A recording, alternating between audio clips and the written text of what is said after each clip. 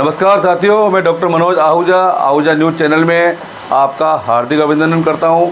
आज हम आपके लिए लेकर के आए हैं अजमेर ब्यावर केकड़ी से संबंधित महत्वपूर्ण खबरें तथा कानून की विशेष जानकारियां, जो कि आहूजा न्यूज़ बुलेटिन का मुख्य उद्देश्य है। आपको बता दें, आहूजा न्यूज़ चैनल का मुख्य उद्देश्य आपको कानून की विशेष जानकारियाँ देना है, क्षेत्र की समस्याओं की आपको जानकारी देना है, साथ ही आपके साथ कोई समस्या है तो उसको उचित मंच तक पहुंचाना हमारा मुख्य उद्देश्य है। इन्हीं उद्देश्यों के साथ आहूजा न्यूज़ चैनल लगातार प्रगति और आगे बढ़ रहा है।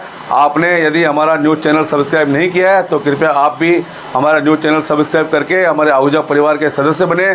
तो आइए देखते हैं आज की विशेष खबरें आहूजा न्यूज़ बुलेटिन का। हीरल पी हरसोरर और अन्य बनाम कुसुम नरोत्तमदास हरसोरर और अन्य मामले में सुप्रीम कोर्ट ने protection of women from domestic violence act 2005 घरेलू हिंसा से महिलाओं की सुरक्षा कानून की धारा 2Q की संवैधानिक वैधता पर विचार किया। इस धारा में केवल एडल्ट मेल पर्सन, वयस्क पुरुष को ही प्रतिवादी रिस्पोंडेंट के रूप में शामिल किया गया था, जिसका अर्थ था कि महिला रिश्तेदारों को घरेलू हिंसा के आरोपों से बाहर रखा गया। अदालत के सामने सवाल ये था कि क्या ये प्रावधान महिलाओं को पर्याप्त सुरक्षा देने के उद्देश्य से मेल खाता है और क्या कानून का दायरा बढ़ाकर महिला रिश्तेदारों को भी शामिल किया जा सकता है। मामले के तथ्य, फैक्ट्स ऑफ द केस। मामला तब शुरू हुआ जब एक मां और बेटी ने अपने बेटे और बहू के खिलाफ घरेलू हिंसा की शिकायत दर्ज कराई। शिकायत वापस ले ली गई थी, लेकिन कुछ सालों बाद फिर से दायर की गई। प्रतिवादियों रिस्पोंडेंट्स ने तर्क दिया कि धारा 2Q के अनुसार केवल वयस्क पुरुषों के खिलाफ ही शिकायत दर्ज की जा सकती है, इसलिए महिला रिश्तेदारों के खिलाफ मामला नहीं बनता। बॉम्बे हाईकोर्ट ने इस तर्क को मानते हुए महिला प्रतिवादियों को मामले से मुक्त कर दिया। इसके बाद मामला सुप्रीम कोर्ट तक पहुंचा, जहां कानून की संवैधानिकता कॉन्स्टिट्यूशनल वैलिडिटी पर चर्चा की गई। सुप्रीम कोर्ट के समक्ष मुख्य मुद्दा, issue before the supreme court. मामले का मुख्य सवाल यह था कि क्या धारा 2Q, जिसमें केवल वयस्क पुरुष को प्रतिवादी माना गया था, संविधान के अनुच्छेद 14 आर्टिकल 14 समानता का अधिकार का उल्लंघन करता है। एक और प्रश्न ये था कि क्या महिला रिश्तेदारों को जिम्मेदार ठहराने से कानून का उद्देश्य अधिक प्रभावी ढंग से पूरा हो सकता है। धारा 2Q की व्याख्या, इंटरप्रिटेशन ऑफ सेक्शन 2Q। अदालत ने धारा 2Q पर विस्तार से विचार करते हुए कहा कि यह प्रावधान घरेलू हिंसा के मामलों में जिम्मेदारी को सीमित कर देता है। डोमेस्टिक रिलेशनशिप घरेलू संबंध में महिलाएं भी शामिल होती हैं, जैसे सास या नंद, जो घरेलू हिंसा में शामिल या उसे बढ़ावा दे सकती हैं। केवल पुरुषों को दोषी ठहराना कानून के उद्देश्य को कमजोर करता है। अदालत ने कहा कि डोमेस्टिक वायलेंस एक्ट का उद्देश्य महिलाओं को हर प्रकार की हिंसा से सुरक्षा प्रदान करना है, चाहे वह हिंसा किसी पुरुष या महिला द्वारा की गई हो।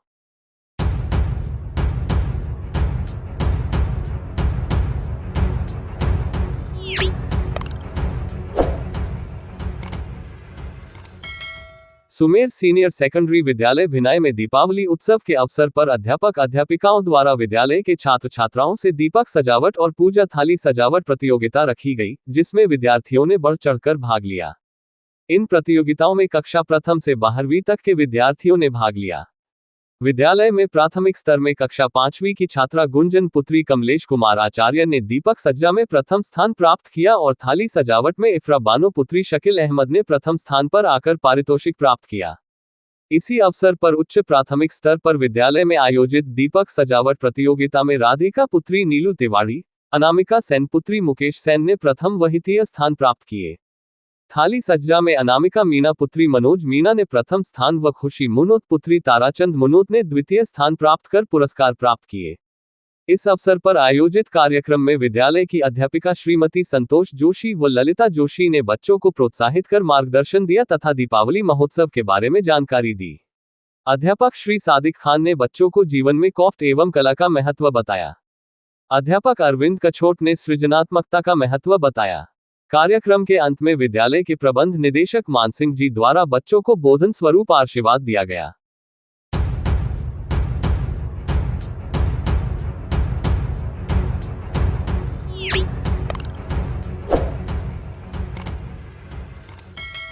कस्बे में गुरुवार को अन्नपूर्णा लाइब्रेरी व स्टडी पॉइंट का शुभारंभ तहसीलदार नीलम राठौर टेलर व कैलाश टेलर ने फीता काटकर किया।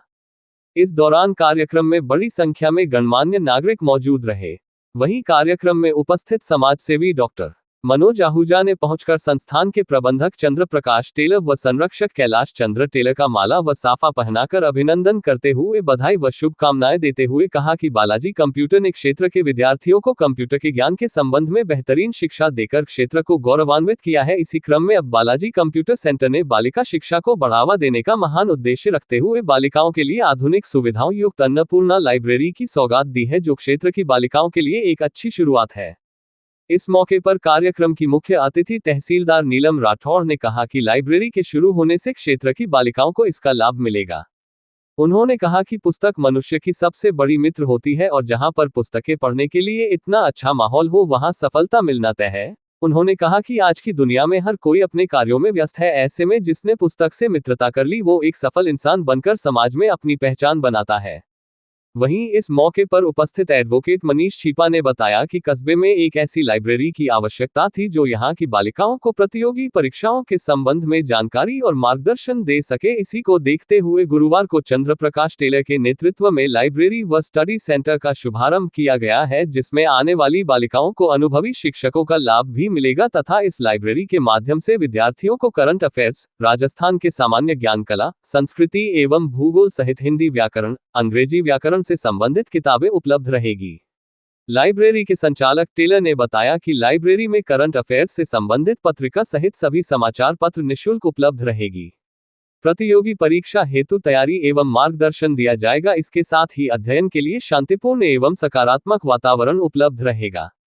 वहीं इस मौके पर पीओ वीरेश शर्मा, प्रधानाध्यापक देवेंद्र सांखला, समाजसेवी सुरेश चंद्र छिपा, लक्ष्मी नारायण जी टेलर, भावर सिंह राठौड़, विक्रम सिंह राठौड़, पिंकी बुआ, विनोद वर्मा, गंगाविशन प्रजापत, किशन गोपाल परिहार, Devendra Sharma, Sher Singh Lamba, Pawan Vaishnav, Om Prakash ji Meghvanshi, Jayesh Ranka, Sushil Ranka, Prince Jain, Deepak Sain, Kushal Mehta, Nishant Jain, Radheshyam Sharma, Trilok Jangid, Manoj Tailor, Jitendra Tailor, Dinesh Tailor, Arvind Tak, Kishan Papadiya, Rishabh Tailor, Ashok Tailor, Mahaveer Tailor, Kamlesh Sharma, Naval Kishore Lakshyakar, Laxman Mali, Kamal Sharma, Shankar Lal Bairwa सहित सैकड़ों गणमान्य नागरिक मौजूद रहे, जिनका समाजसेवी कैलाश टेलर व संचालक चंद्र प्रकाश टेलर ने दुपट्टा ओढ़ाकर अभिनंदन कर मिठाई खिलाकर आभार ज्ञापित किया।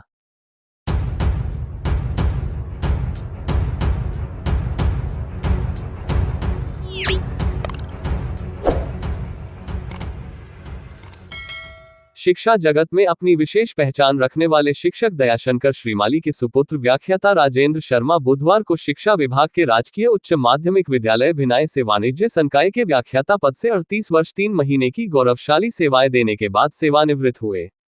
सेवानिवृत्ति के अवसर पर स्टाफ के साथियों व कर्मचारियों ने उनके सम्मान में अभिनंदन समारोह का आयोजन कर उनके कार्यकाल की तारीफ करते हुए उन्हें उज्जवल भविष्य के लिए शुभकामनाएं दी।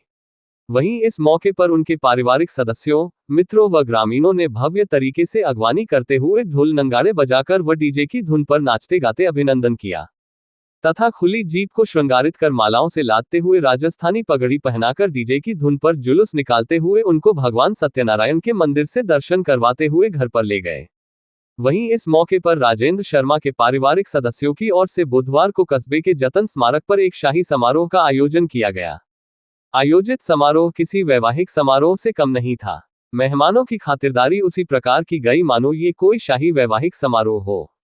इस रिटायरमेंट पार्टी में शर्मा के पारिवारिक सदस्यों, रिश्तेदारों सहित गांव व प्रदेश के हजारों इष्ट मित्र व गणमान्य नागरिक मौजूद रहे, जिन्होंने शर्मा का माला व साफा पहनाकर अभिनंदन किया व उज्जवल भविष्य के लिए शुभकामनाएं दी।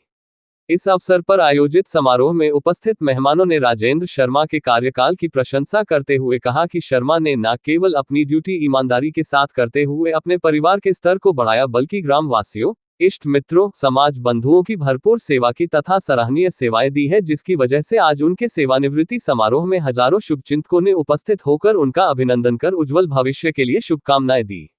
वहीं इस खास मौके पर पहुंचे मेहमानों के लिए शर्मा परिवार ने बेहतरीन व्यवस्थाएं करते हुए सभी को लजीज भोजन करवाते हुए कस्बे के इतिहास में एक नया अध्याय लिख दिया है।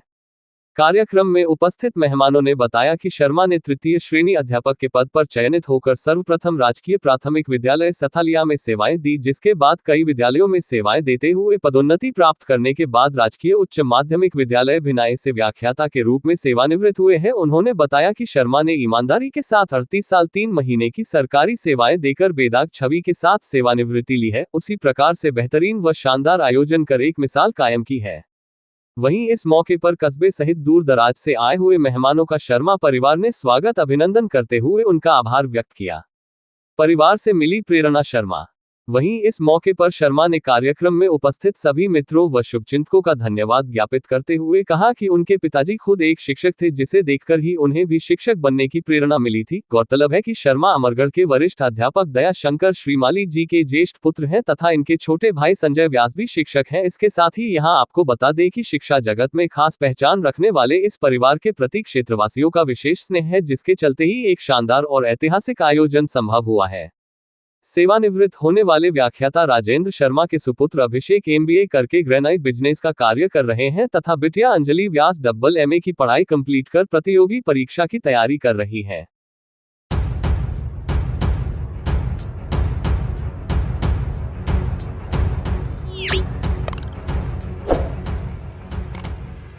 हिंदू क्रिकेट प्रतियोगिता का चौथा सीजन 21 अक्टूबर 2024 से 25 अक्टूबर 2024 के बीच इंदिरा कॉलोनी खेल मैदान में आयोजित किया गया।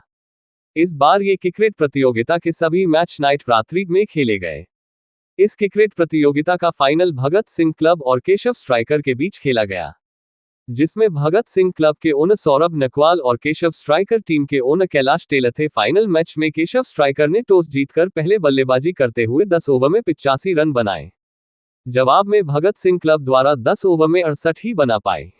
केशव स्ट्राइक क्लब ने जीत लिया। Man of the match Keshav strike के बल्लेबाज बलवंत सिंह को दिया गया। उन्होंने 16 बॉल पर 26 रन बनाकर उत्कृष्ट प्रदर्शन किया। इस हिंदू क्रिकेट प्रतियोगिता का आयोजन चेतन क्लब विजयनगर द्वारा कराया गया, जिसके कार्यकर्ता छोटू सिंह गुर्जर, अमित बडोला, पवन जांगिल, गणेश गुर्जर, राजाराम गुर्जर, गोविंदा फुलवारी, राज योगी और देवेंद्र सिंह सिसोदिया की देखरेख और बिना किसी मतभेद और भेदभाव की हुआ।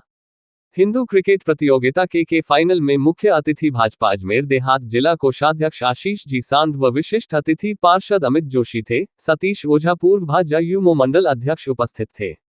भाजपा जिला कोषाध्यक्ष ने विजेता टीम को बधाई देते हुए कहा कि मनुष्य को खेल की भावना से ही खेलना चाहिए। खेल हमारे जीवन का महत्वपूर्ण अंग है। ये हमें स्वस्थ रखने के साथ साथ मानसिक और सामाजिक विकास का भी माध्यम है कि खेलने से हमारे शरीर की शक्ति बढ़ती है, हमारा मानसिक तनाव कम होता है और हम सामूहिक जीवन का आनंद ले सकते हैं।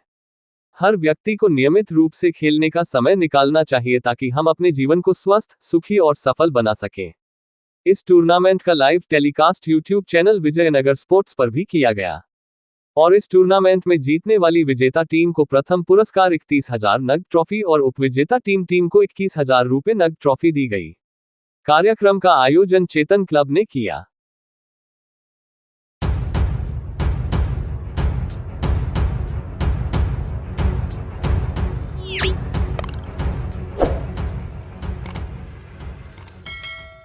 सिटी थाना पुलिस ने किशोरी से बलात्कार के मामले में आरोपी को जगह उपलब्ध करवाने के आरोप में कैफे संचालक को गिरफ्तार किया है। थानाधिकारी कुसुमलता मीना ने बताया कि पीड़िता के पिता ने 7 सितंबर को रिपोर्ट दर्ज करवाई थी कि ब्यावर रोड केकड़ी निवासी हर्ष वैष्णव ने स्कूल में पढ़ने वाली उसकी नाबालिग पुत्री से पहले सोशल साइट्स पर दोस्ती की, फिर परेशान करना शुरू कर दिया।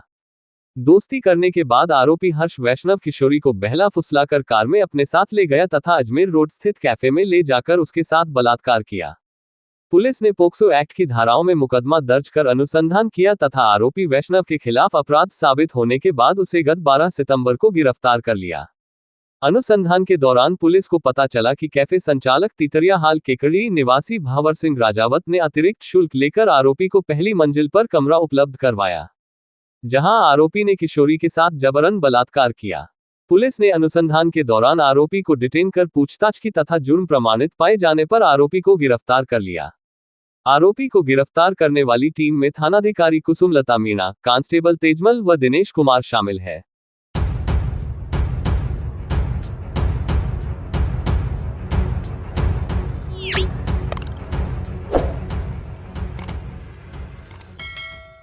यहां ढंड का रास्ता स्थित टेलीफोन एक्सचेंज के सामने गत 16 सितंबर को संदिग्ध परिस्थितियों में फांसी के फंदे पर झूलते मिले नवविवाहिता के शव के मामले में पुलिस ने पति को गिरफ्तार किया है।